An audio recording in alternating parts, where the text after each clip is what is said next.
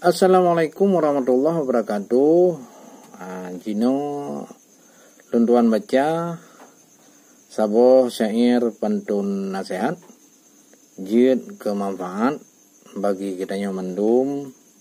nasihat melalui seni yang lagi nyorpa. Boh mamplam tablonganmu boh anu tukangan pade tajak butro takalan budu beru gomu sakit hati daci dilayatika pineng muda dalam bate pike raya laba telah temahan sakoli ba iya raya beta boh ampe ba iya tire beta tun bubai beta merakan ngon urung pale harta abe getanyo male ujun musim kuang jarang nakilat si pade lekat taboh lampu dawa ada bedung yang gopo ingat tapi lebih tak ingat kudro tajak bak tepin bak tegah beroh teganto bak rulung bungka tamarit kegah bak tegah beroh gop ayah ngon poma anak perleng jipa ulaut anak gon-got dipa urimba tajak uke dang yang ulikot marit lam seput berjaga-jaga boh krut si tangkel boh mampre sidang kedua barang kapebuat tapi kedile telur male ke pelam guna mangat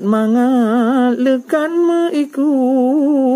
yang tat mangat bu berhapade aka menghantar pade kema denganku barat ngan timur buma serapa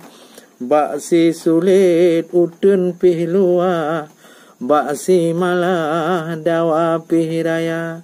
bak si bangsat letan beraka bak si lada letan nyenggura behai anu tameruka tu biar cabar tutung ija behai anu merudak bek talok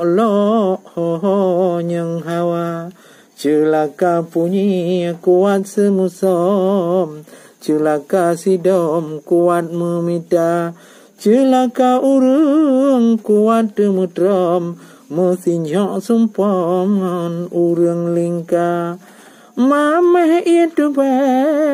taboh lam cawan mameh manisan pasolam tima mameh sugetanyo majelih barakan mameh pakaian majelih bakdonya mutan boh panah panena getah mutan bak nipa paneh iya nira munyohana but pane paeda munyotan payah panena laba tatrun ula takalon bintang tatrun megoblang taluang kutika te tamarit yang rembang bek mukoh rupang dengan sedara tak pedang rumah, tak rancang-rancang, tak pedang rangkang, tak hura-hura, tak pedang dawa, tak undang-undang, tak pedang udang, tak kira-kira. Pesedot awe lale lam gunung, pesedot bungong lale cung langa, pesedot hati tu bingung-bingung, pesedot inong mabuk ngondonya.